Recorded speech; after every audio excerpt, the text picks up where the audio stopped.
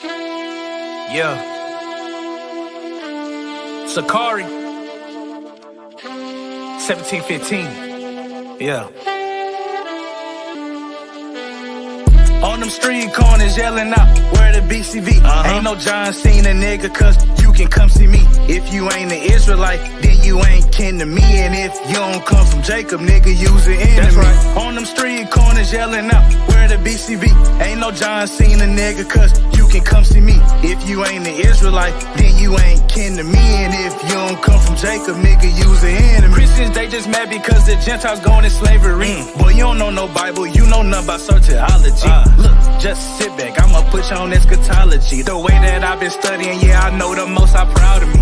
I don't eat no pork, cause I only eat what's lawfully. Can't fuck with like you niggas, cause you niggas moving softly. If you don't keep the law, then you get back the hell up off of me. Can prove we the Israelites through this archaeology. Israel, we on top, you can see it through biology. They do not understand, cause they know nothing about the prophecies. No, I do not wanna hear about your theology. How can I listen to someone teach no wrong Christology? On them street corners yelling out, where the BCV?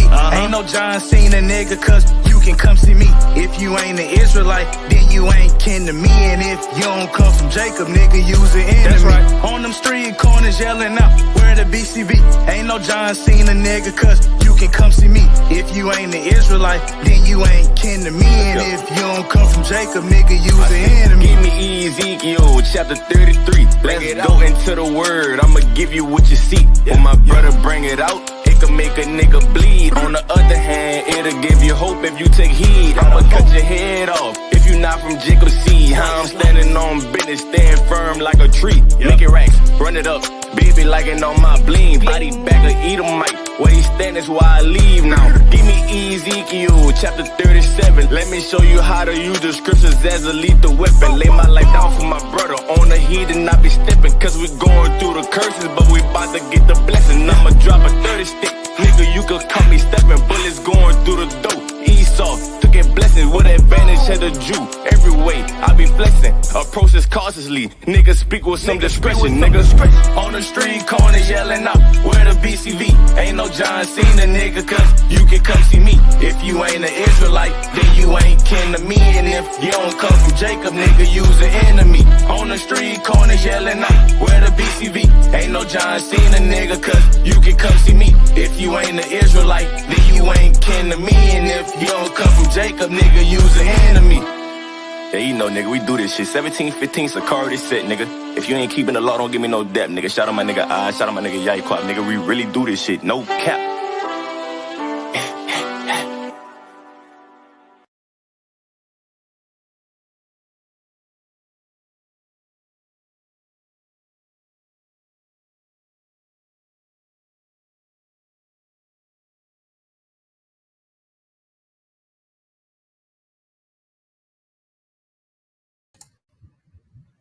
Khan, shalom.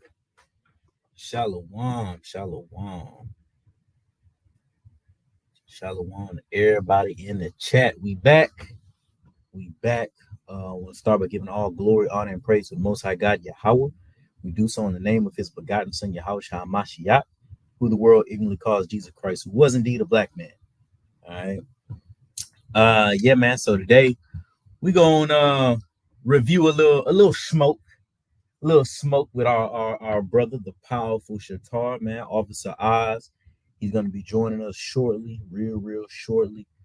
So in the meantime, while we wait for him, just a couple announcements. Once again, we got BCV, the official music video. The official music video, man, is up on Sakari Space City channel and Space City Records channel, man, the YouTube channel. So go check that out. And then on the Space City Records channel, we got another music video that's dropping this Friday, Nick at Night. So y'all tap in, man. Y'all tap in, right? So let me go ahead and pull up this video.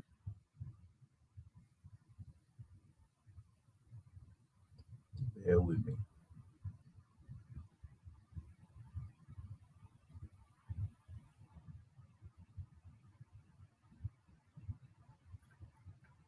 All right. let's get this started.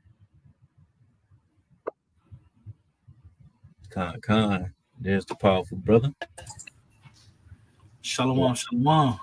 Shalom, Mock. Got the video loading up.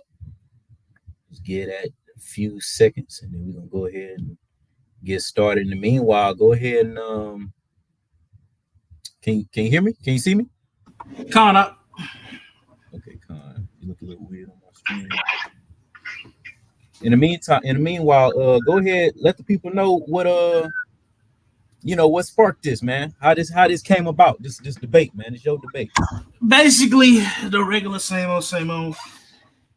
People get to talking tough in the comments, and for all the people that talk in the comments, hey man, come shoot an email. One thing I will give this brother credit is he did come to show up to actually have the discussion, so all praises for that. But basically, the brother was disagreeing with salvation not being for all people. Mm-hmm. Same old. Same old. So I invited him. I said, "Hey man, we could talk about it. One thing about the Israelites, or especially about Sakari, is we're gonna talk about it, bro. We're not afraid to sit down and have a discussion about what we believe and why we believe it." So when the brother came on, we had a discussion about basically who is salvation for, but he was trying to get into this weird doctrine of basic spiritual Israel. So yeah. That's such a weak point. You know how that's a weak point, man. I challenge anybody to find me spiritual Israel in the Bible. For everybody that's watching, all you scoffers in the comments that like to spam the comments, right? I dare you and I charge you to find in the Bible spiritual Israel. I need to see spiritual Israel, those two words in the Bible, man. That's what I need to see. So let's go ahead, man. Let's take a peek. I watched a little bit of it. I ain't watched the full thing, so this is gonna be my personal live reaction as well, along with you guys. So we're gonna start and stop when we feel eyes. If you want to make a point, just let me know, and I'll just go ahead and I'll stop it, man. Yeah, skip it up. I think 15 minutes is when the conversation starts. The part, I'm just waiting on the brother to come in or in.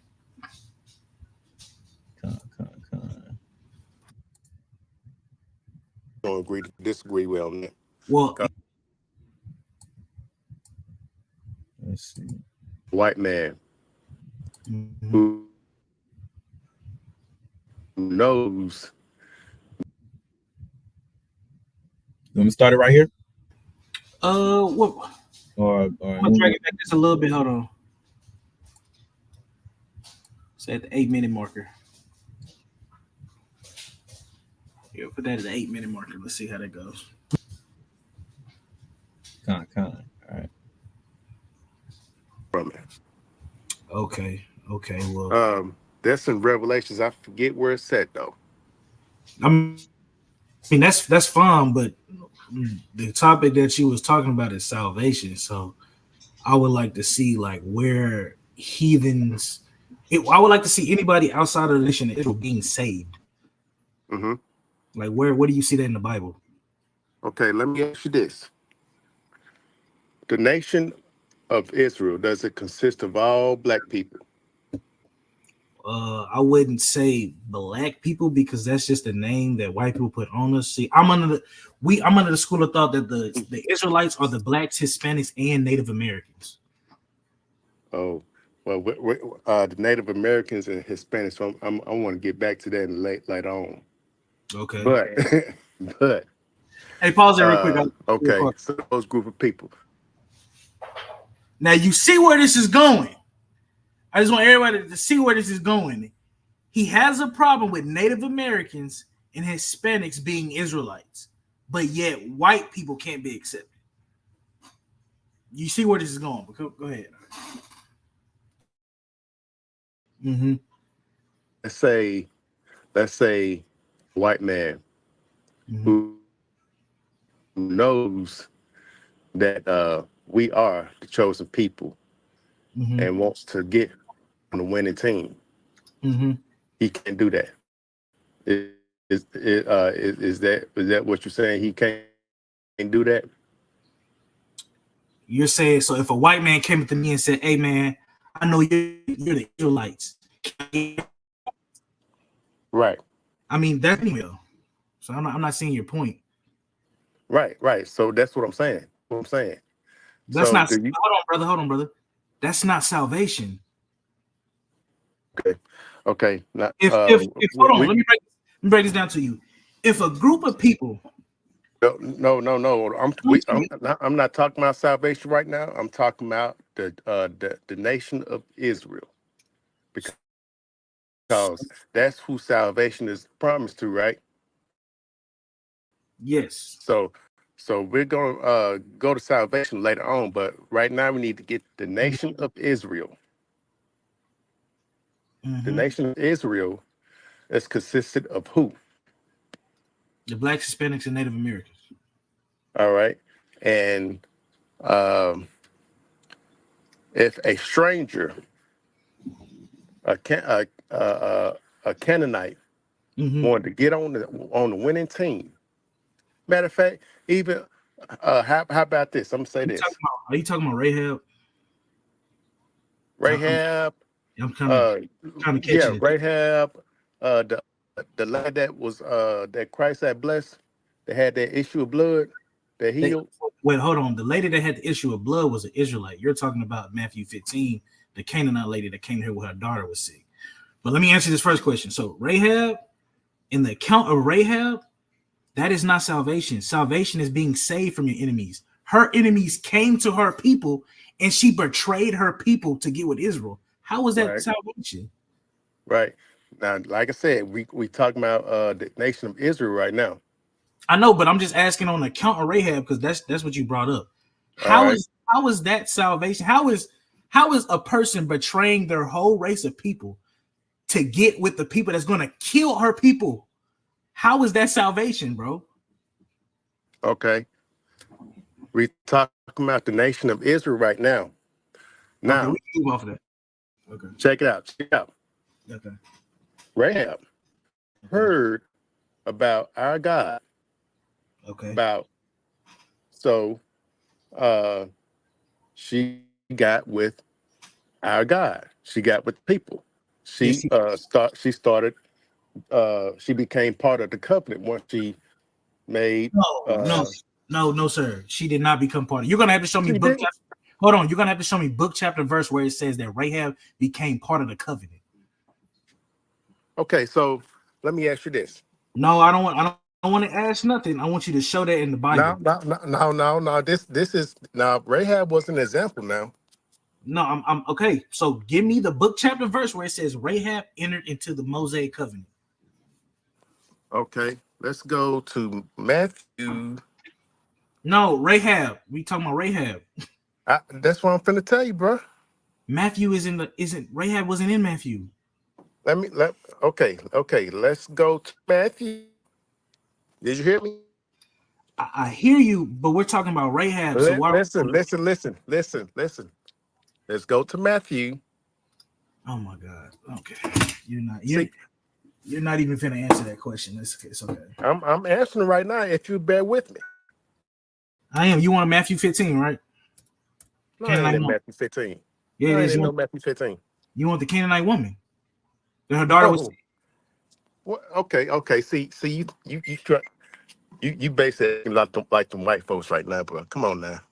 I mean, bro, I'm Come just on, going on bro. what you said. Come What you on. said. So what verse do Come you on. want, bro? What verse you want? Come on. Just bear with me. Okay, Walk what verse with me. you want? Feel me on this. Okay. All right. We in Matthew, Okay. chapter 1. Matthew 1. Okay. We're gonna go Mhm. Matt 1. Okay, Matthew 1. Go to verse 5 Where and read verse that for me. this is Matthew 1 and 5. It says, and Solomon begot Boaz of Rahab, and Boaz begot Obed of Ruth, and Obed begat Jesse. Okay. Okay. So if you in the house of Israel, Mm-hmm. you in the covenant, right? No. Okay. See, that's where we just don't agree to disagree How's with that on out? that. Well, Cause this if you, that's that's why one I asked you. I just want to point out, bro, this is the weakest point I've ever seen somebody try to use to say that a heathen can now become part of the house of Israel. When all Matthew 1 on down is just describing the genealogy of Christ. It's just showing you Christ's lineage. So when you get to Matthew 1 and 5, bro, it's just basically saying Boaz's mother is Rahab and Jesse's mother is Ruth. That's it. It's just showing you a lineage of it's just showing you a lineage of the Judites that Christ is supposed to come from. That is not heathens being accepted in the covenant with Israel. Like, I don't understand. I seen this before, but I don't understand why people think that if, like, let's just put this down. We the Sakari don't teach that if an Israelite gets with a white woman, or if he gets with a Moabite woman, that's a sin, right? But even if so, let's say he does get with those two women. If he has kids by them, those kids are Israelites. It doesn't make the woman connected to the house of Israel, though. It doesn't mean that she's an Israelite. Now she's still a heathen. But because this is Christ's lineage, it's basically just breaking down, hey, this is how you follow where Christ comes from. It's that simple. Hey man, this brother got a point, man. He said, you know what I'm saying, you acting like the white man, but here he is, he trying to include them into the covenant. I don't know how I'm acting like the white man. All I'm saying is the brother kept jumping back and forth to the Canaanite woman, then the woman with the issue of blood. Then we going back to Rahab. It's like the brother was everywhere, man. But I just want to point out, like, that's a weak point that somebody can use to go to Matthew 1 and 5 to say, oh, the heathen are in the covenant now. Nowhere in that verse does it say anything like that. But you have anything to say that, well? I mean, just the whole Rahab point, right? So that's what I do, right? Watch this. We can get the actual account real quick, right? I bet y'all can see the screen. Let's just look at this, right? I'm gonna go Rahab. Right. It says a heartless house named Rahab. Right. Jericho sent unto Rahab the harlot. Spies went into Rahab and her father, and Joshua saved Rahab the harlot.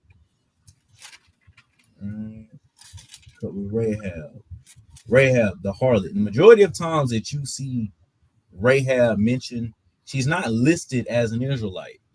She's not listed as being with our people, literally, and we're about to get the account. But all she did was sell out her people.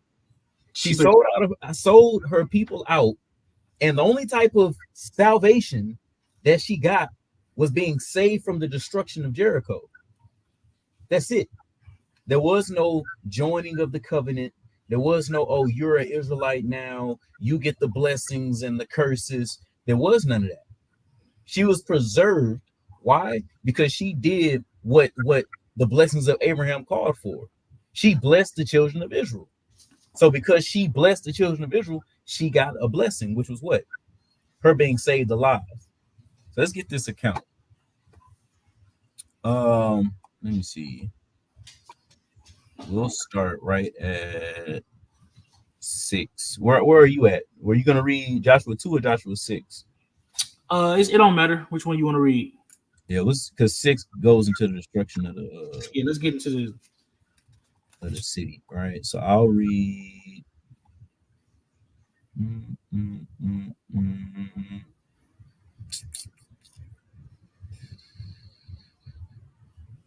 I'll just start from the top, right? So this is Joshua 6:1. Now Jericho was straightly shut up because the children of Israel, none went out and none came in.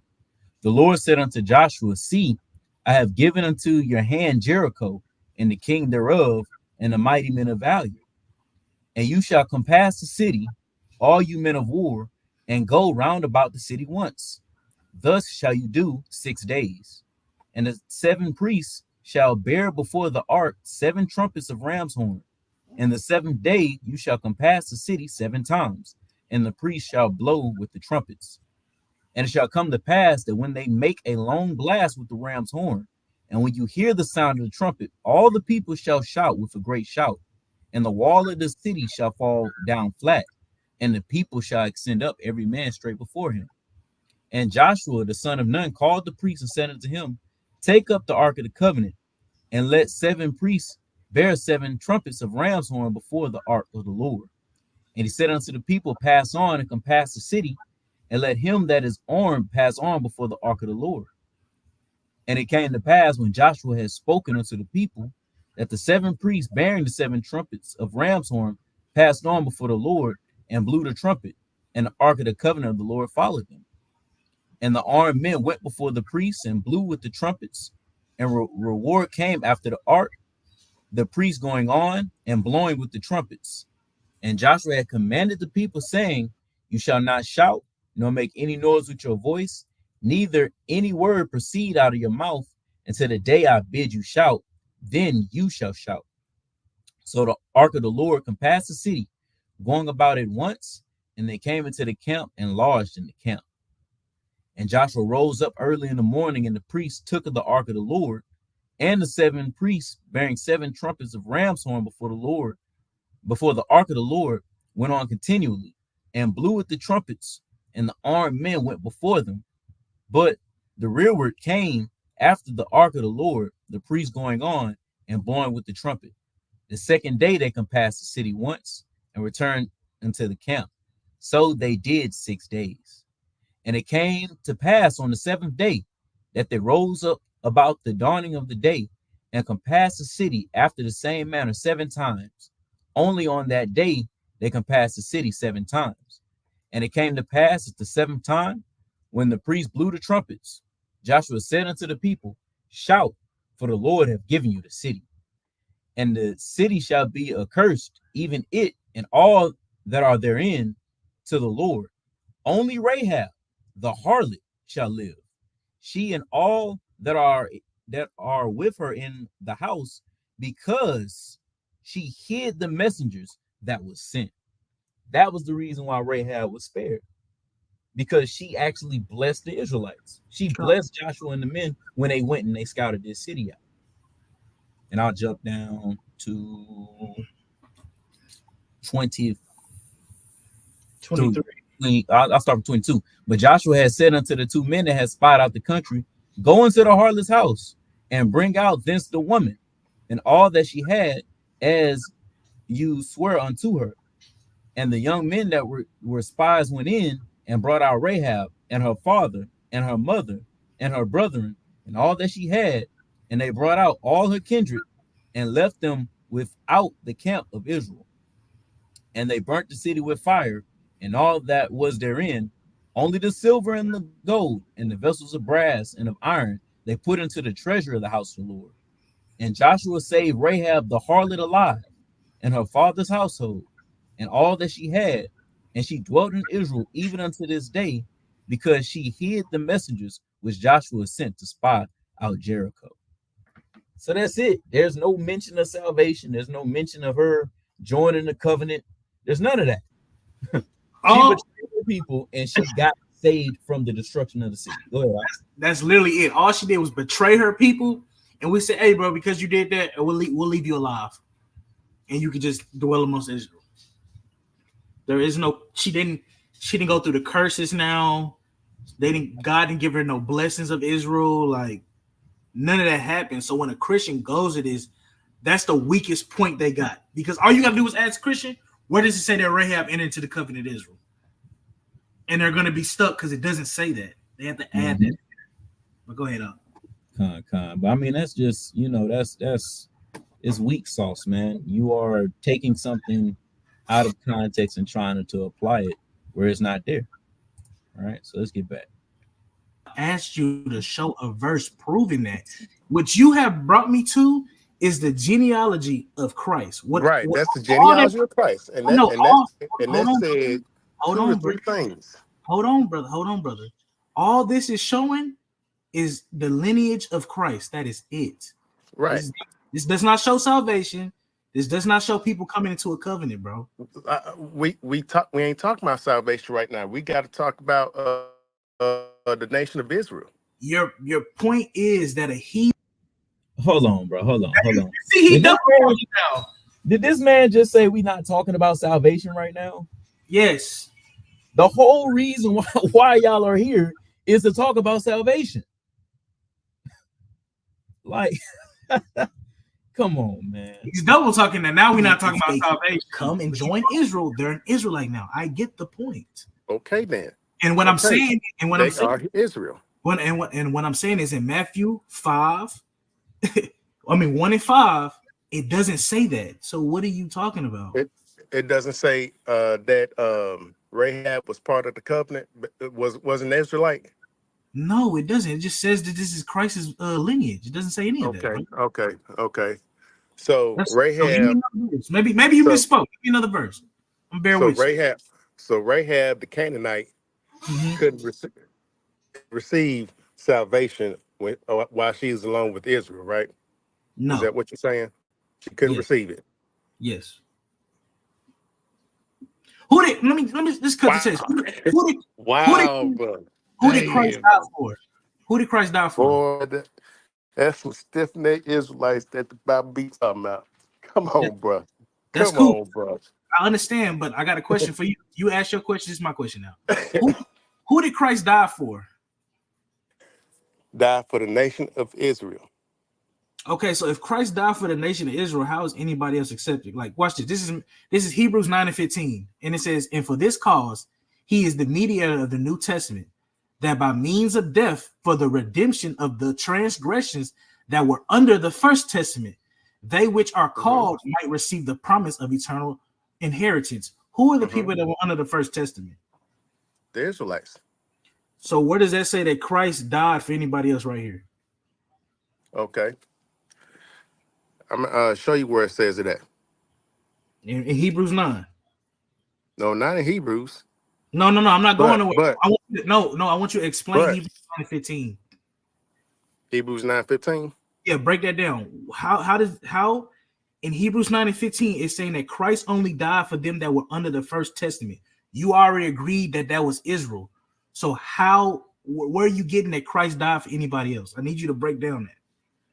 Why in the New Testament is saying what I'm saying, that Christ only came for Israel? Right. Christ only came for Israel, right? Okay. All right. Now, I want to go a precept to what that was. A precept in Hebrews 9 and 15? Right. Okay, what's the precept? Hey, pause it. Leviticus 19 and 34. Hey, bro, just run it back just a little bit. This is crazy right here. Where he goes after this makes no sense. It doesn't deal with what I just brought to him. And that's one thing that I truly dislike when I'm talking to a Christian is when I present a scripture to you and I ask you to break down the scripture, you avoid it. Like I just can't. It really grinds my gears that these Christians can't answer these questions, bro. But then on top of that, he accepted that, okay, Christ died for Israel. That the talk is over, bro. There's nothing else to talk about. He's just was what happens with Christians, bro. They read a bunch of scriptures that they have no idea what they're talking about, and they just throw them out there randomly with no breakdown. It has something broad like stranger, Gentile. Oh, it say Gentile. Oh, it say stranger.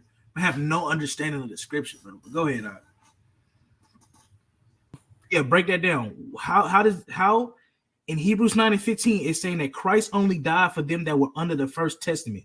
You already agreed that was Israel. So where are you getting that Christ died for anybody else? I need you to break down that. Why in the New Testament it's saying what I'm saying, that Christ only came for Israel? Right. Christ only came for Israel, right? Okay. All right. Now, I want to go a precept to what that was.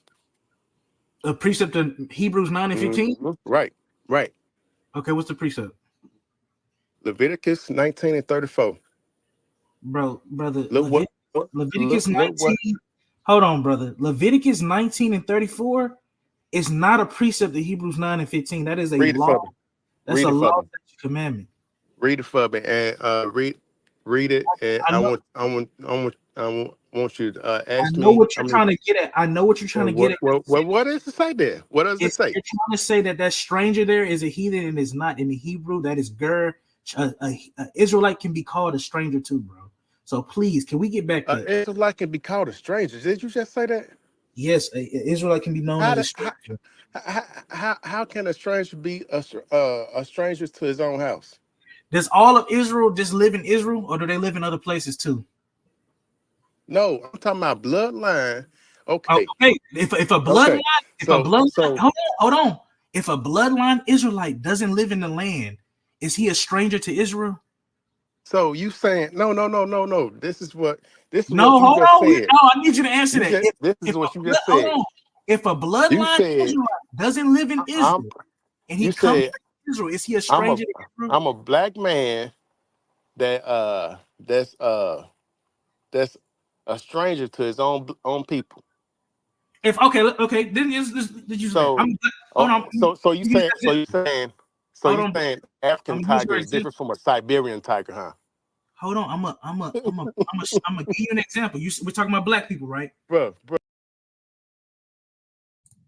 Hold on, bro. Hold on, bro. So, an African tiger and a Siberian tiger has nothing to do with whether or not you know somebody, bro. Like he admits himself that y'all are both black men, right? Y'all don't know each other from a can of paint. Meaning what? If you showed up to his house, you will be considered a stranger. Stranger. I don't know you, bro, but we the same people. You're a Let's stranger. let's show this right quick, right? Like it's like they don't understand that a stranger is just somebody that's foreign to something. So Like he went to what, Leviticus 19. in verse 34. Let's look at this. So it reads, and make sure it's hot. It's up. Okay. Come. So it reads Leviticus 19 and 34. But the stranger that dwells with you shall be unto you as one born among you, and you shall love him as yourself, for you were strangers in the land of Egypt. I am the Lord your God. So what? This is his ace in the hole?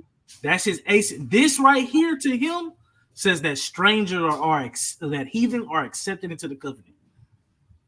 Yeah, we gonna show that, right? Because like the brother the Shatar said, right? When you go into stranger here, right? The word is gar. All right, let's look at this word gar. All right, it means sojourner, stranger, or translated as sojourner, stranger, alien.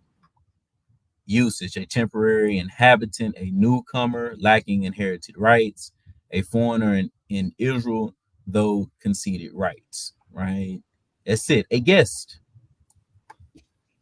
a I foreigner, guess. somebody that's not a part of that land, somebody that's not there. So this word here, gar, in the scriptures is referred to, sometimes it's referred to Israelites, sometimes it's referred to heathens. You have to look at the context. You have to look at the context, right? But there's another word for stranger. We'll go to it. It's in a car. It's Nakar. And the perfect place to demonstrate both gar and Nakar in the same chapter, in the same context, is Exodus 12.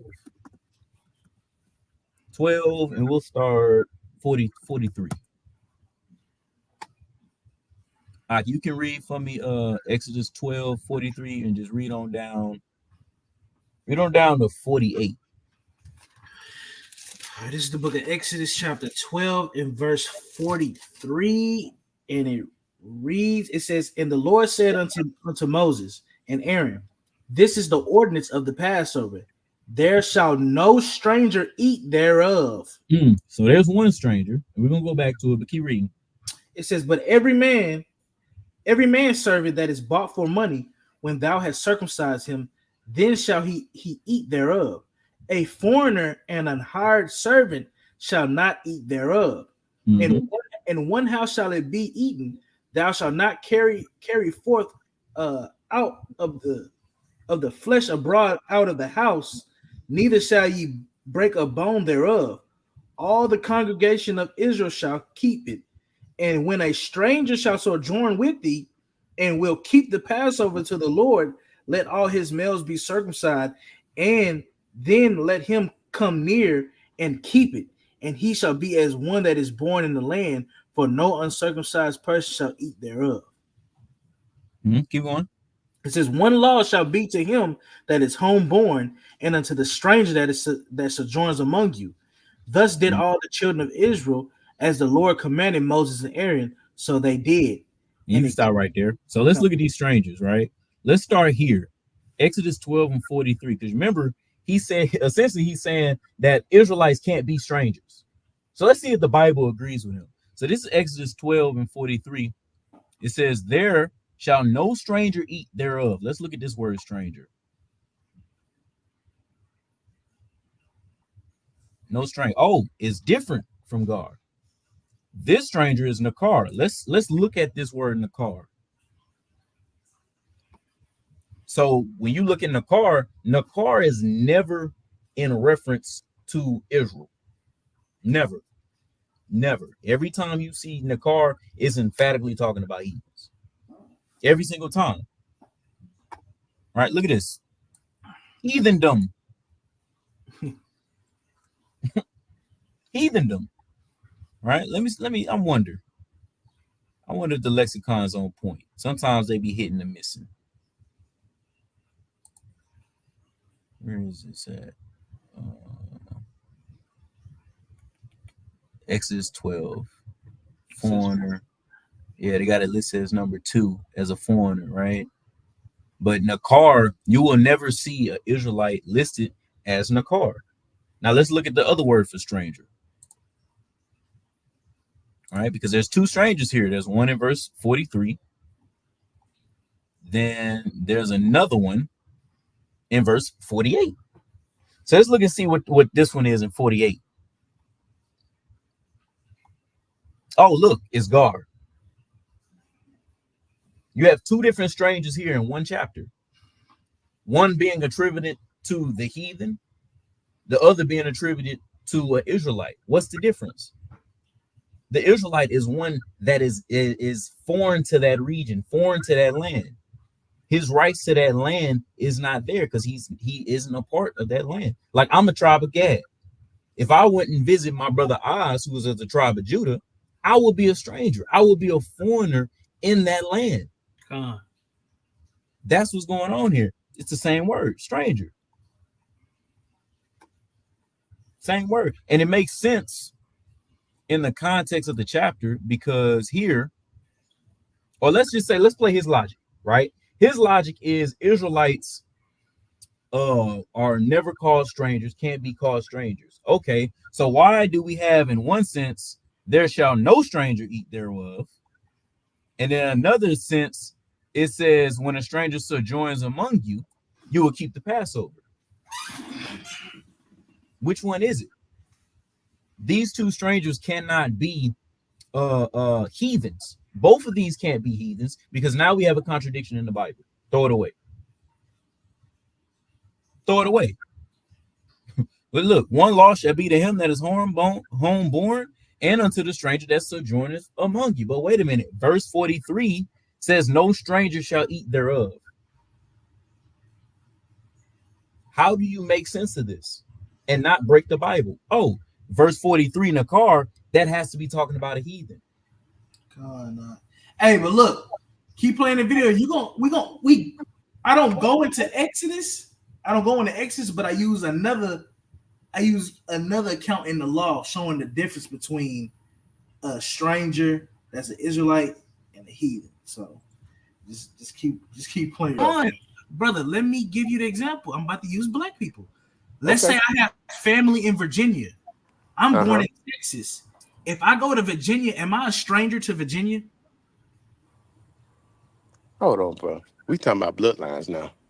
No, what you're bringing out. What you're bringing out in Leviticus. Well, you Hold supposed to on. love them the same Hold way. on, brother. You're trying to escape. In Leviticus 19 and 34, I know what you're trying to get at. You're trying to say Okay. that stranger that's supposed to be treated like one born in the land is a heathen, correct?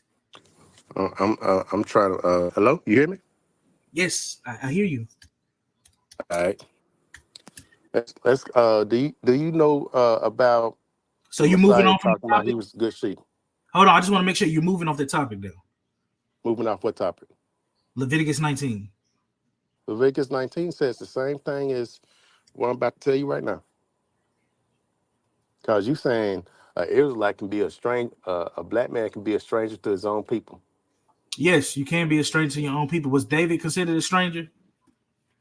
Was you said David? Yes.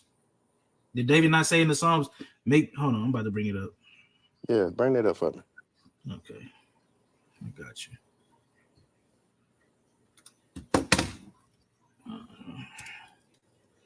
Where is it at? Yeah, because I see people get confused with that as if like stranger can just mean non-Israelite. You can be a stranger and still be Israelite. Stranger is just somebody that's strange to something. A foreigner. That's why I use the example. If I'm a black man and I have family in Virginia, but I go to Virginia, I'm a stranger in Virginia, but I'm still a black man. You know who's the real strangers? Hispanics and Native Americans. That's cool, but you want to talk about salvation, so let's stick to salvation. But we y'all.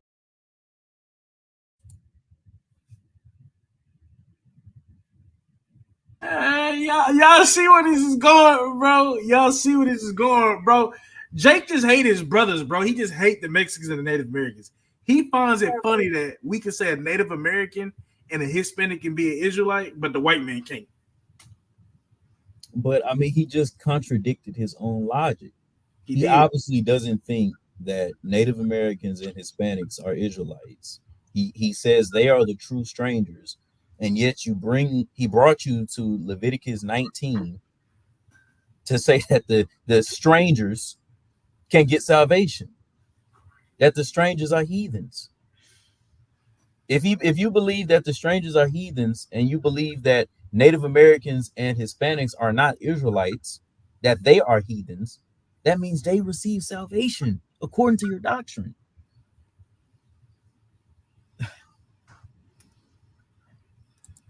All accepted them, Hey, Shalom, priest. Shalom. Powerful officer Nakwam in the chat. but you can't accept a nigga lover. Well, you would have to prove that Mexicans and Native Americans are not Israelites. Well, first of all, they have their own land and they got reparations. Mexicans don't have their own land that is owned by the Spaniards. Okay. Hey, pause it. What I'm noticing is a lot of black. I just want to say this. I say it in a video, but a lot of black people are ignorant as hell, bro. I get tired of hearing a black person say, "Well, Mexicans got their own land." Bro, Mexico is not owned by the native Mexicans that come from the Aztecs and the Mayans and the Incas. Mexico is owned by the Spaniards, dude. Go read a book. Go ahead, Doc.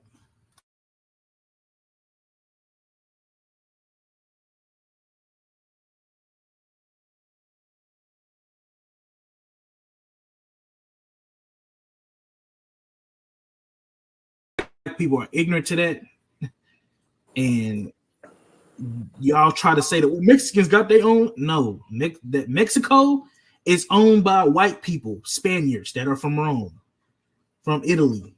Mm-hmm. Oh yeah, Psalm 69. Okay. There we go. Hold on. This is Psalms 69 and 8. A Psalm of David. Psalm 69 and 8. It says, "I have become a stranger unto my brethren, an alien unto my mother's children." So is David not an Israelite anymore? Okay. You put me on something right there. What was that again? That was Psalm 69 and 8. You know what I'm saying, brother? That's what it's all about. 59, 8. Yes, sir. That is David in Okay. Israel saying that he's a stranger unto his people. Right. So an Israelite is a stranger, correct? So David said he was a stranger. Let me see why he said that later on.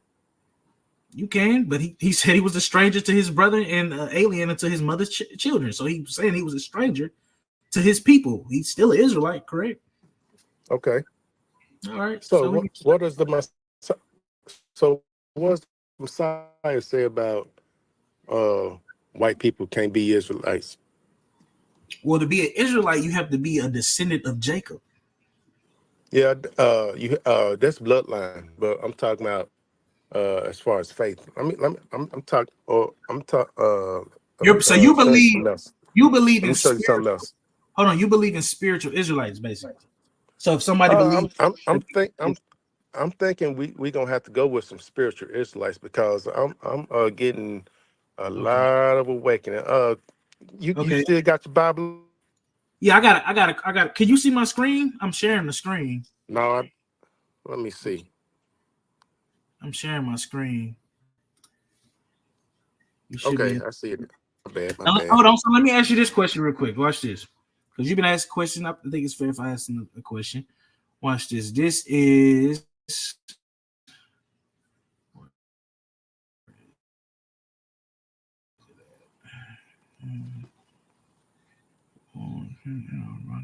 This is Jeremiah 23 and verse 5. This is a future prophecy about the Messiah coming to save, right? Watch this. This says, behold, the days come, saith the Lord, that I will raise unto David a righteous branch. A king shall reign and prosper, and shall execute just judgment and justice in the earth. In his days, Judah shall be saved, and Israel shall dwell safely. And this is his name whereby he shall be called, the Lord our righteousness. Watch this. I want you to pay attention to verse 7 and 8.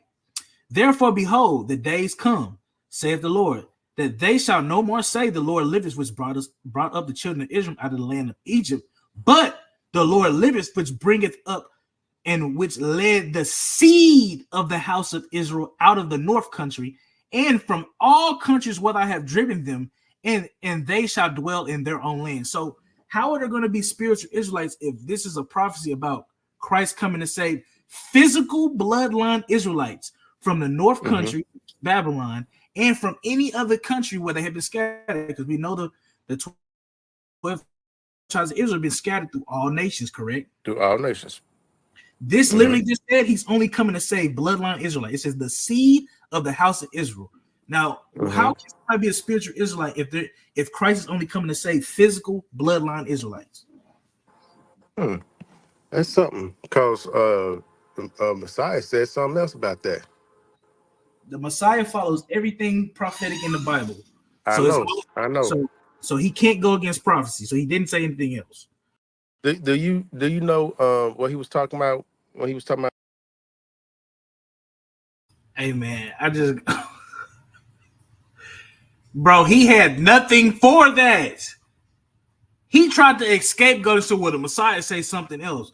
Bro, the Messiah agrees with all the prophecies in the Bible, bro. So that's the craziest thing I've ever heard. Somebody tried to do is, well, I mean, the Messiah say something different. No, he doesn't. You just don't understand what's going on, bro. Yeah, I mean, it's just bad. It's bad Bible, bro. Even I'll do this right. Let's take a detour because I'm curious to see where he's about to go here. Because I want to see Christ going against Jeremiah. I really want to see that, right? But let's go. How much you want to bet he doesn't go to Christ? He goes to somebody else. I have a good idea where he goes. Good idea where he goes, right? But let's just get the classic, right?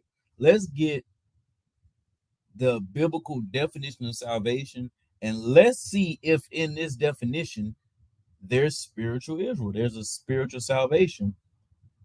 So this is the book of Luke, chapter 1, and I'll start from verse 68. It says, "Blessed be the Lord God of Israel, for he had visited and redeemed his people." This verse alone, we could do a whole class on.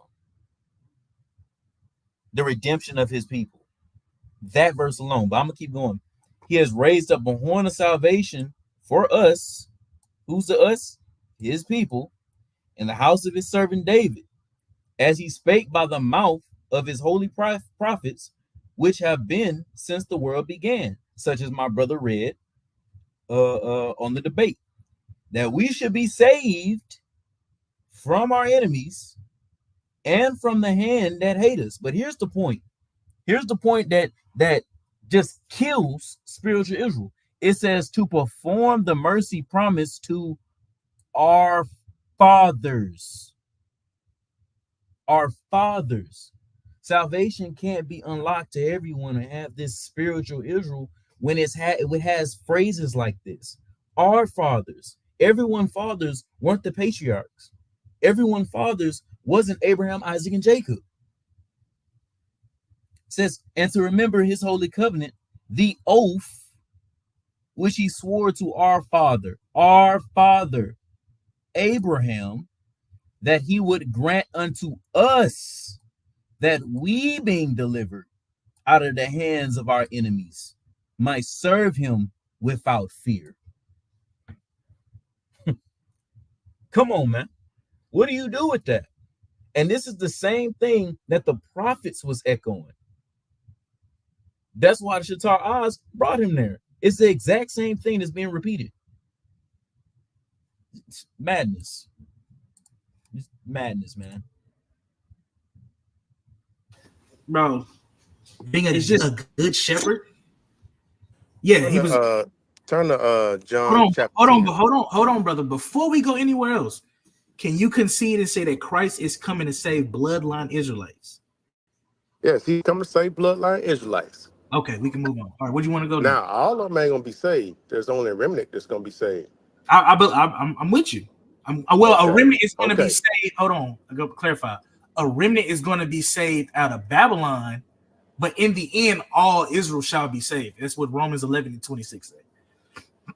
Shoot, all of them ain't gonna be saved, bro. They'll be back. They'll be back, but that's another topic. But where you trying to go? John 10.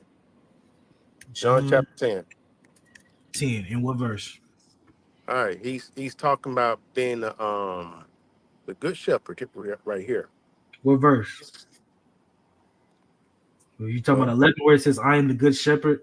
The good shepherd giveth his life for the sheep"? Yep. Okay, who are the sheep? Life for the sheep. Now the sheep is Israel, and he's talking about the lost sheep too. Okay, and who was those lost sheep? The lost sheep is the ones mostly the Samaritans, Northern Kingdom. Oh, okay. Those are all Israelites, sir. Right, those are all Israelites. Now, go to verse 16. Okay.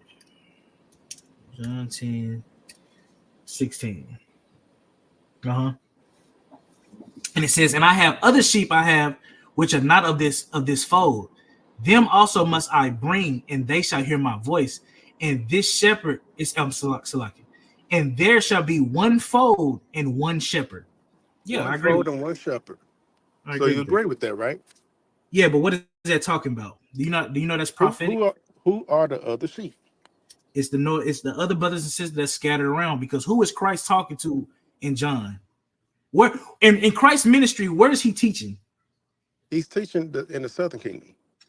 Now, because he's only teaching. The Northern Kingdom is the lost ones. Hold on, brother, slow down. He's teaching at this time. Christ is only teaching to the Jews at that time, because the Northern Kingdom left. Right. So therefore, those other sheep of another fold are other Israelites. It's not talking about the heathen. No, the other sheep of the other fold. Yeah, that's the other one. I'm about to show you. Hold on. It's in prophecy. Hold on. It is in prophecy. Speaking of prophecy, that's what it all boils down to. I know. Isaiah 56. Hold on, I'm about to show you. Whole thing. I know. Hold on. Okay, my bad. I hear you now.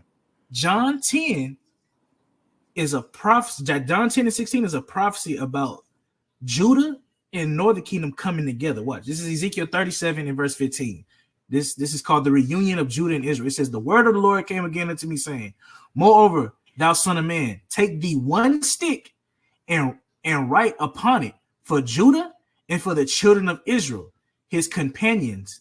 Then take another stick and write upon it for Joseph the stick of Ephraim, and for all the house of Israel his companions, and join them into one stick, and join them, so like it says, and join them one to another into one stick, and they shall be one in thine hand. That's talking about that. Because when Judah and Israel comes back together, we're going to be one nation again. And who's going to be that one shepherd over those people? The Messiah. There you go. That's the other sheep of the Yeshua. Yeah, that's the other. Hey, can you pull up that Ezekiel 37 for me, out? Con, and I had some precepts. I was just letting. Yeah, because I gave it to him real short and sweet. But if you continue to read it, even it just hammers in on the point. I just want to start from Ezekiel 37 and 18. Can you read for me, out? Con. So this is, hold on.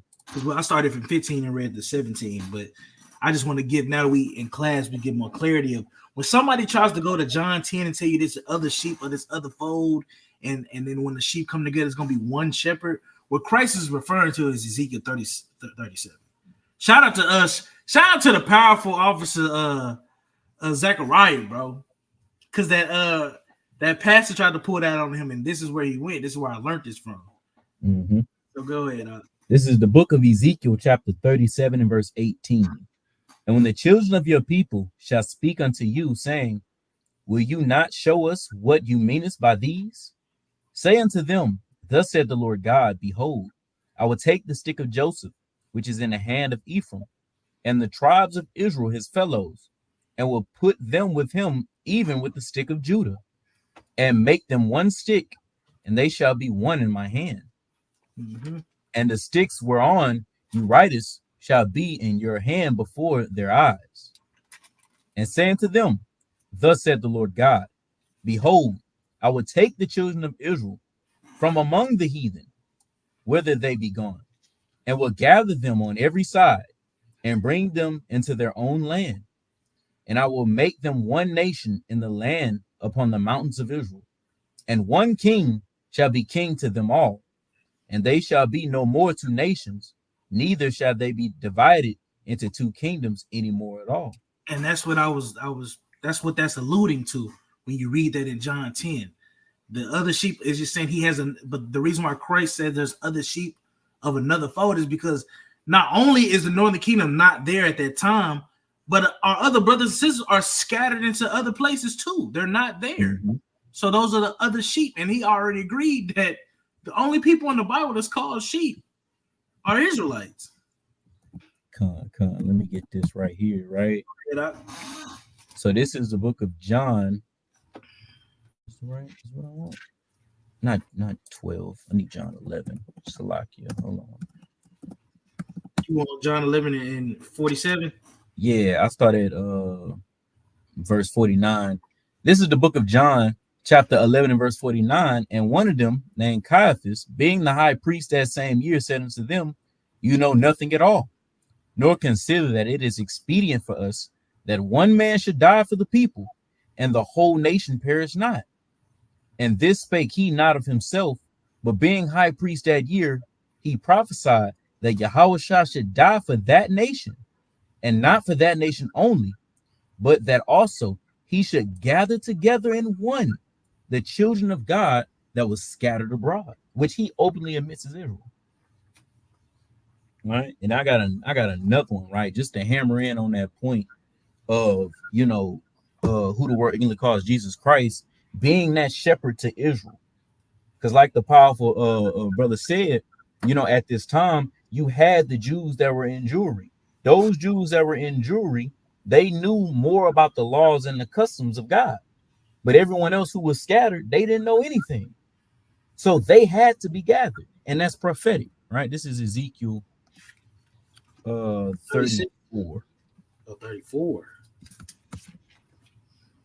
Yeah, read for me, Ezekiel 34, and start from 11 and read down to 16.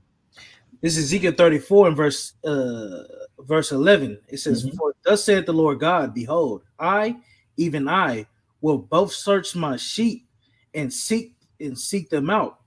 as a shepherd seeketh out his flock in the day that he is among his sheep that are scattered. So will I seek out my sheep and will deliver them out of all places where they have been scattered in the dark, scattered in the cloudy and dark day. Now, off rip, we already seeing language that we already done seen through the precepts, through Ezekiel 37, through John 11. We're seeing scattered sheep that must be gathered in together. This is prophetic.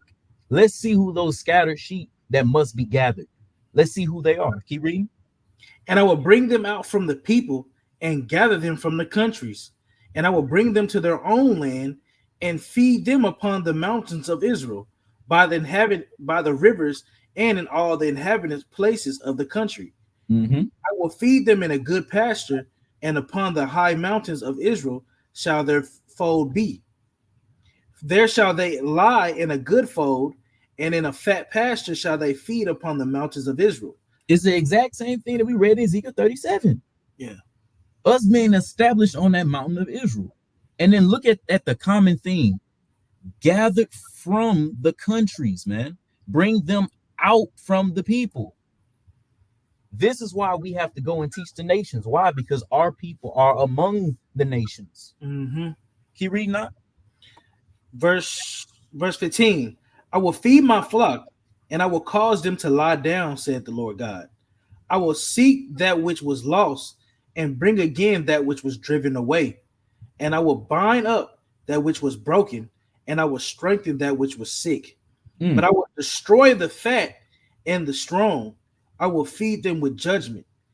And as for you, O my flock, thus said the Lord God, behold, I judge between cattle. You can start right there. Jump down to 23, right? So all of that basically proves to you who those lost sheep are, who the children of God that are scattered. It's one and the same. We are scattered sheep. Israel is scattered sheep that must be gathered from among the nations, wherever we were scattered to. And we have to get placed right back in our homeland, right back into Israel. It aligns right with the prophecy. Now let's see, okay, who's gonna do it? Give me that in verse 23. Verse 23. And I will set up one shepherd over them, and he shall feed them. Even my servant David, he shall feed them, and he shall be their shepherd. Now, obviously, this isn't talking about the King David. He's dead at this time. What is it talking about? It's talking about that Davidic Messiah, who the world ignorantly calls Jesus Christ. Going all the way back to John 11. Going all the way back to, yes, he is that shepherd. And so if you are a member of Christianity and you agree that Christ is that good shepherd, this is what that good shepherd is going to do. He's going to gather the scattered sheep of Israel, the flock of Israel that are among the heathen, not the heathen, the sheep that's scattered among the heathen. Keep reading that. It says, and I, the Lord, will be their God, and my servant David, a prince among them. I, the Lord, have spoken it. And I will make with them a covenant of peace, and will cause the evil beast to cease out of the land, and they shall dwell safely in the wilderness and sleep in the woods. And finish out in verse 26. It says, and I will make them in the place around about my hill a blessing, and I will cause the shower to come down in his season. There shall be showers of blessings. Amen. And all of that is being attributed to Israel, man. To Israel. Now, what about the heathen? Where's the other nations in all of this? Jump down to verse 28. Verse 28. And they shall no more be a prey to the heathen, neither shall the beast of the land devour them. And that goes also with Ezekiel 37, because it says, if you keep reading, we stop, but if you keep reading all the way to the end, we're supposed to be getting gathered from the heathen. But it says, how are the heathen getting salvation if we have to be gathered from the heathen and be made a prey no more to the heathen? That's why I was breaking down to the brother in the beginning of the video. We skipped over it, but in the beginning of the video, he asked me what I think salvation is, and I said salvation is us getting saved from our enemies. We are getting saved from our enemies. That's why it says it says, and they shall no more be a prey to the heathen, neither shall the beast of the land devour them, but they shall dwell safely, and none shall make them afraid. And I will raise up from them a plant of renown, and they shall no more They shall be no more consumed with hunger in the land, neither bear the shame of the heathen anymore. So how are the heathen getting gathered, man? How is Christ the shepherd to the heathen if the shame of the heathen won't even be bared amongst the Israel's name anymore? Finish it out up. It said, thus shall they know that I, the Lord their God, am with them, and that they, even the house of Israel, are my people, said the Lord God. And ye, my flock, the flock of my pasture, are men, and I am your God, said the Lord God. What do we do with that? What, man? Listen, bro. For you to believe the BS that is Christianity, you can't believe in this Bible. You have to throw verse 30 out the window. You have to. You would have to throw verse 30 out the window, say God changed, say that even though he said that his shepherd is going to be for the house of Israel, so that the heathen, they won't be a prey to the heathen anymore. You'd have to take all of that, say that he changed his mind, and now the heathen can hold hands with his people because they are his people.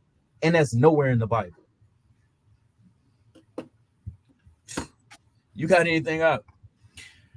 Man, no, I don't, because it's clear cut. And like, I don't know, maybe the brother, I get this, but a lot of people that watch the so-called, they call us the so-called Black Hebrew Israelites, maybe y'all should ask what we believe before y'all just start saying that we're wrong.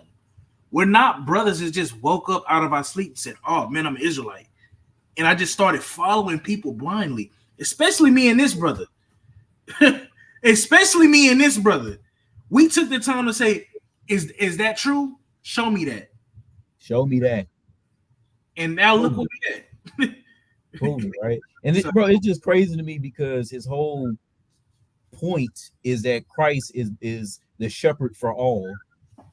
And yet we read things like Ezekiel 37, Ezekiel 34, and it's clearly, it defines his role as this shepherd.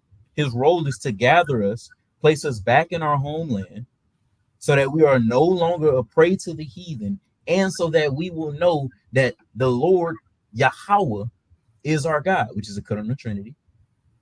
But that's his purpose. The heathen is not included in that, man. You're going to have to show, because my thing is this: if this Gentile salvation, the heathens can come into the kingdom in the eschaton once Christ sits on his throne, if that was really true, why don't we see that in the prophets? Why don't we see that, bro? Most of everybody's breakdown of everybody can be saved is literally in Paul's letters, or misinterprets, or you take something that Christ said and you force fit your idea of salvation in it, just like he did with John 10, because it says sheep of another fold. Oh, that's got to be heathen. He just force fitting it because he doesn't understand what's going on. He doesn't understand the OT. This is why a lot of people got to read this OT, because when you start reading the Old Testament, bro, you can follow along with the New Testament. Oh, that's what's happening. Oh, that's why he's saying that. But when you just jump in the New Testament, you start reading things out of context. Of course, you could come up with ideas like that. Like it's madness, bro. It's just crazy to me how we don't see that in the prophets. Instead, we see the prophets say the opposite. I ain't even gonna say the prophets. Thus said the Lord. Where is that in thus said the Lord? If that's truly real, God should have said it somewhere, and he does not. You're gonna have to show me. Let's get back to this, man. Oh, that's not talking about the heathen. Because again, that is talking about the heathen. Hold on, brother. Again, that can't be true, because I just brought out Jeremiah 23, where Christ is prophesied to save physical bloodline Israelites. That's what I'm talking about. Physical bloodline Israelites is the lost sheep in John 10. And the only people that's called sheep in the Bible, brother, is Israelites. Right. And so guess who can be Israelite? The strangers. Bro, well, you have which the Most High said you have to call them as one of your fold. That's why I said I tried to clarify Leviticus 19:34, So and I've already showed you that the stranger that you're talking about in there is an Israelite, because an Israelite can be called a stranger. So, sir, I'm gonna be honest with you. You have not shown a heathen being able to come into the covenant. I need you to show me that book, chapter, verse. let's go to Matthew 8. Now we in Matthew 8. Mm-hmm. Okay. So he's just not going to address any of them points, right? He's gonna do the Christian shuffle. He's just gonna move on. Good Lord, bro. I don't even know if he's a Christian. I'm just saying that he's doing a Christian shuffle because that's what Christians do. You'll tell them a verse, break it down, and say, "Do you understand that?" Yeah, but what about this? Like as if now what you bring out is going to go against prophecy. But hey, go ahead. You 8. Now I want you to read that part. The Roman officer. Now, who would be an officer? Would it be an Israelite? What verse are you trying to read? 5 through I think 13. So you saying it says when Jesus entered into Capernaum, there came to him a centurion beseeching him and saying, "Lord, my servant lieth at home sick of the I think that's Pesley, grievously tormented." And Jesus said unto him, "I will come and heal him." The centurion answered and said, "Lord, I am not worthy that thou should come under my roof, but speak the word only, and my servant shall be healed. For I am a man under authority, having soldiers under me, and I say to this man, go, and he goeth, into another, come, and he servant, do this, and he doeth."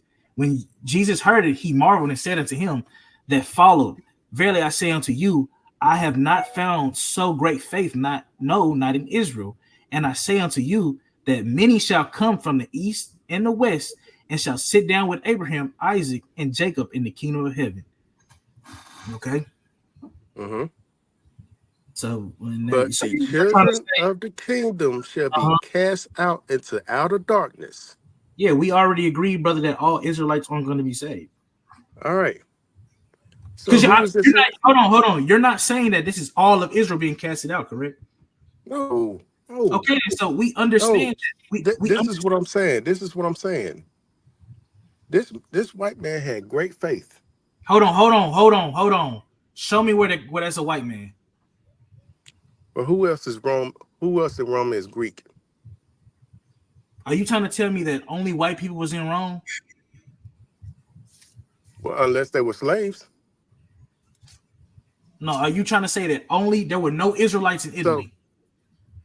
So hold on, there was no Israelites? You saying Cornelius was black? Cornelius was an Israelite, yes. Oh man, y'all lost. Damn. You want me to prove it? Okay. I'm about to prove it. So before we go, I know he's about to talk about Cornelius. So I'm just gonna jump into the point, right? Because he's talking about the centurion. He made a comment about the children of the kingdom shall be cast into outer darkness. So first, let me pull this up. We brought it out last class. I'm gonna bring it out one more time. Hopefully my computer doesn't go on the fritz. Let me see. Here it is. Let me share this, right?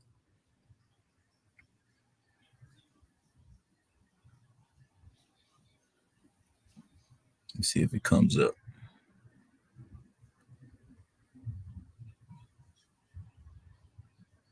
See if it comes up. No. Let me see. Wrong tab.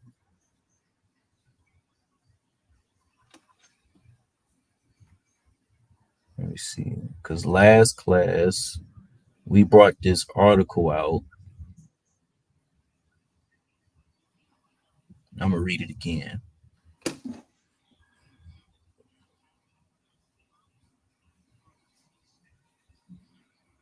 Okay, bet you can see my screen? Kinda. All right, let me blow it up.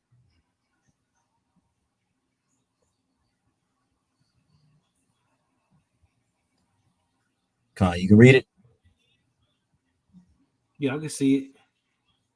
Yeah, so this is an article titled Sons of Israel in Caesar's Service. Right? Ak, if you can read that, Baba Kashai, just this first paragraph. Let me blow it up a little bit more for you. I can see it. Yeah, well, let me make sure the people see it. Okay, it says the participation of Roman Jewish soldiers in the armies of the imperial Rome often goes unrecognized. This is mainly a result of the lack of recognition on the part of scholars who wish to use rabbinic sources as the benchmark for Jewish practice in the imperial age. Mm-hmm. It is also difficult to identify Jewish soldiers, many of whom had Greek and Latin names, aka Cornelius. It says unless they are specifically identified as Jews or are found in Jewish contexts, such as how you say that out? Detactatory inscriptions from a synagogue. Nonetheless, by using a variety of sources from the period, it is possible to appreciate the depth and breadth of Jewish sources in the Roman legions for the time from the time of Caesar down to the early 50th century. There were Jews who served as simple foot soldiers, influenced generals like Tiberius Julius Alexander, and Jewish military units such as the Regi. I don't even say that. Regi in how you say that out? I don't even know. No, bro. It says regardless their relationship to Orthodox Jews communities of the time, the service of Rome Jews in the imperial army's force must be recognized. It must be recognized, man. You had Jews that were in the Roman army. You had Jews that were centurions, like the one that Christ talked to, like Cornelius. You had that. So to say, oh, well, unless they were slaves, that's idiotic. That's idiotic, man. Yes, there was a time period that they were slaves, but just like in America, there was also a time period where they were no longer slaves, where they were holding offices, where they were being quote unquote members of society. You had those people. So that's just bad Bible. And then not only that, right, I want to touch on because he mentioned the children of the kingdom, which is a great point. Give me Matthew 13, which is a great point, right? You on Matthew 13 and 24? Yeah, but actually, let me get what he's quoting first.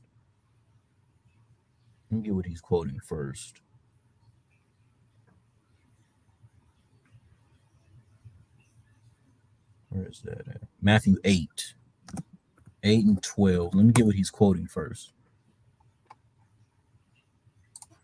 So what he's quoting first is Matthew 8 and 10. So if you can read that out, Matthew 8 and 10, because this is something that Christians they'll bring up, and if they bring this up, you can start smiling. Right? Go ahead.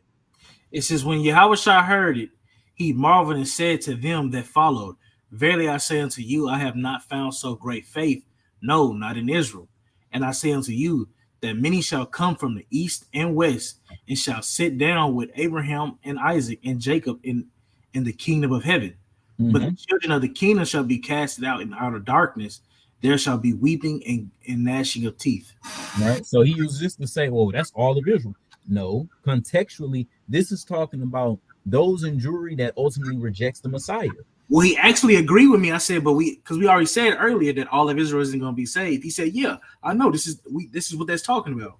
Mm-hmm. So he agrees with the point we about to bring out, bro. Like, yeah, he was agreeing with you so many times, so many times, right? But here, right, because a lot of Christians they'll use But you see, the children of the kingdom are going to be cast out in utter darkness. And others is going to sit with Abraham and Isaac and Jacob. Okay, well, let's look, right? So you're telling me that the children of the kingdom is Israel. They're going to be cast in utter darkness. Give me Matthew 13, because now we have a problem. Matthew 13, start from 24. This is the book of Matthew, chapter 13, and verse 24. It says, another parable put he forth unto them, saying, the kingdom of heaven is likened unto a man which sowed good seed in his field. Mm-hmm. But while men sleep, his enemy came and sowed tares among the wheat and went his way. But when the blade was sprung up and brought forth fruit, then appeared the tares also. So the servants of the household came and said unto him, Sir, didst not thou sow good seed in thy field? From whence then had it tares? He said unto them, an enemy had done this. The servant said unto him, wilt thou then that we go and gather them up? But he said, Nay, least while ye gather up the tares, ye root up also the wheat with them. It said, let both grow together until the harvest. And in the time of the harvest, I will say to the reapers, gather ye together first the tares and bind them up in bundles to burn them, but gather the wheat into my barn. Right. So this is the parable of the sower and the wheat that Christ is giving, which ultimately is going into how you have some people that look like us, some people that you might think is Israel, but really because of the seed of who their father is, they're heathens, they're tares, right? Which goes back to not all Israel is Israel, man. Right? Now skip down to verse 36. Verse 36. Then Yahushua said to the multitude away and went into the house, and his disciples came to him, saying, declare unto us the parable of the tares of the field. And he answered and said unto them, he that soweth the good seed is the Son of Man. The field is the world. The good seed are the children of the kingdom. Whoa, wait a minute. But I thought the children of the kingdom is going to be cast out in utter darkness. But here Christ is saying, hey, the good seed are the children of the kingdom. Can you read that? It says, but the tares are the children of the wicked one. But the tares are the children of the wicked one. So here we have the children of the kingdom. So if you believe the children of the kingdom is Israel, hey, guess what? The children of the kingdom are the good seed, the ones that's going to be gathered into that barn. And the wicked one, the children of the wicked ones, are the ones that are going to be burnt, which into the Israelites and the heathens. What'd you say, Op? Which goes into that verse when it says that there shall be weeping and gnashing. When it says the children of the kingdom shall be cast out in outer darkness, that's talking about wicked Israelites. Yep. That's all that's saying, is that the wicked Israelites are going to be casted out. That's 2/3. Yep. And specifically those who deny Christ. God. Who deny Christ and don't have his faith.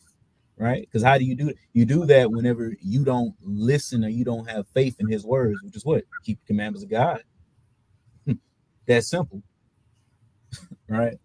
But yeah, man, I think that's about it on that, man. That's a great stopping point. We gonna drop this video real soon so y'all can see it in its entirety without the starts and stops, without us talking or our commentaries on it. Yeah. I want to say, bro, in the video, the man gets confounded because of he after I confound him in Ephesians 2 and Galatians 3 and Acts 10, he tries to run back to Leviticus 19 and 34. And when I show him, okay, well, how can a heathen be treated like how is this person saying a heathen can be treated like a natural born Israelite when we can enslave a stranger? Yep. And the man just says, well, that's got to be a contradiction because he has no understanding, bro. Yep. Hey, look, this brother in the spirit, man. Hit him with the BCV, man. The BCV at where's the book chapter verse, dog? Where's the book chapter verse, man? So yeah, Oz, you got any closing remarks, man? I just hope that brother get his understanding up, man. And also for all the scoffers out there that said that we're wrong, man, come have a conversation. we can sit down and talk about it, but we're not animals, you know. I'll say this, man. What out of compared to a lot of brothers, right? We actually gonna hear you out. We love talking about the Bible. We love having dialogue, right? We all say we believe in the scriptures. Let's dialogue, man. Let us reason together, right? Let's do it, you know. So I mean, because I'm gonna be real, man. I know me personally, I get tired of seeing spam comments of scoffing. You know what I'm saying? I ain't about to do all that, bro. I ain't about to. I'm busy. All right, I'm busy. I'm not about to be on my phone all day texting you back and forth. If you really have a problem with our doctrine, hit the email up. You see it at the bottom of the screen. It's been going this whole time. It's a banner on a loop that tells you, hey, you want to right now. It says to set up a debate or join the movement. Email Sakari Houston 1715 @gmail.com.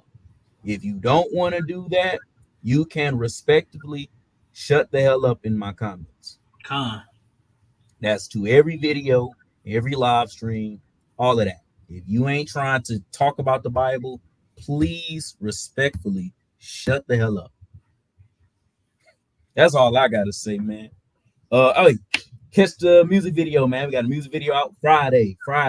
Space City Records got a music video out. Nick at Night. Check out BCV, man. We're going to play the audio. If you want to see the actual music video, go to Space City Records or go to Sakari Houston. Well, I'm sorry, we changed the name. Space City 1715, man.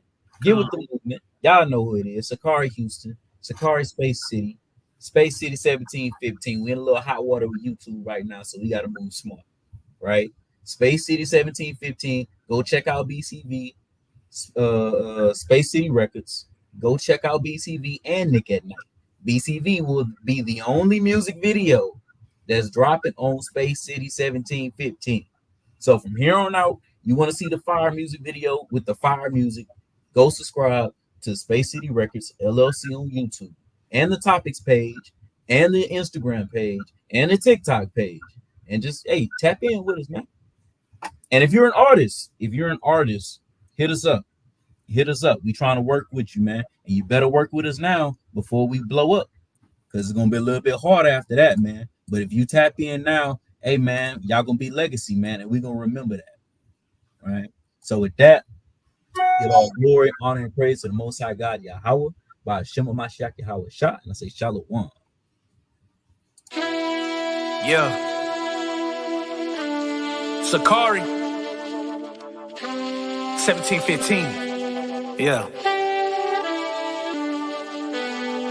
On them street corners yelling out, where the BCV? Ain't no John Cena, nigga, cause you can come see me. If you ain't an Israelite, then you ain't kin to me. And if you don't come from Jacob, nigga, use an enemy. That's right. On them street corners yelling out, where the BCV?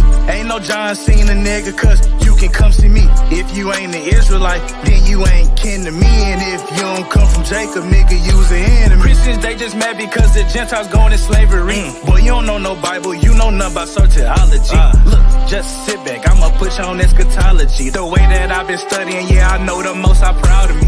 I don't eat no pork, cause I only eat what's lawfully. Can't fuck with like you niggas, cause you niggas moving softly. If you don't keep the law, then you can back the hell up off of me. Can prove we the Israelites through this archaeology. Israel, we on top, you can see it through biology. They do not understand, cause they know nothing about the prophecies. No, I do not want to hear about your theology. How can I listen to someone teach no wrong Christology? On them street corners yelling out, where the BCV? Ain't no John Cena, nigga, cause you can come see me. If you ain't an Israelite, then you ain't kin to me. And if you don't come from Jacob, nigga, use an enemy. That's right. On them street corners yelling out, where the BCV? Ain't no John Cena, nigga, cause you can come see me. If you ain't an Israelite, then you ain't kin to me. And if you don't come from Jacob, nigga, use an enemy. Give me Ezekiel chapter 33. Let's go into the word. I'ma give you what you see. When my brother bring it out, it can make a nigga bleed. On the other hand, it'll give you hope if you take heed. I'ma cut your head off if you not from Jacob's seed. How I'm standing on business, stand firm like a tree. Make it racks. run it up. Baby liking on my bling, body bag of Edomite. Where he stand is why I leave now. Give me Ezekiel, chapter 37. Let me show you how to use the scriptures as a lethal weapon. Lay my life down for my brother. On the heathen, I be stepping. Cause we going through the curses, but we about to get the blessing. I'ma drop a 30 stick. Nigga, you could call me stepping. Bullets going through the dope. Esau took it blessings with advantage of the Jew. Every way I be flexing, approach this cautiously. Niggas speak with some discretion. Niggas on the street corner yelling out, where the BCV? Ain't no John Cena, nigga, cause you can come see me. If you ain't an Israelite, then you ain't kin to me. And if you don't come from Jacob, nigga, you's an enemy. On the street corners yelling out, where the BCV? Ain't no John Cena, nigga, cause you can come see me. If you ain't an Israelite, then you ain't kin to me. And if you don't come from Jacob, nigga, you's an enemy. Yeah, you know, nigga, we do this shit. 17-15, Sakari this set, nigga. If you ain't keeping the law, don't give me no depth, nigga. Shout out my nigga I, shout out my nigga Yai Quap, nigga. We really do this shit. No cap.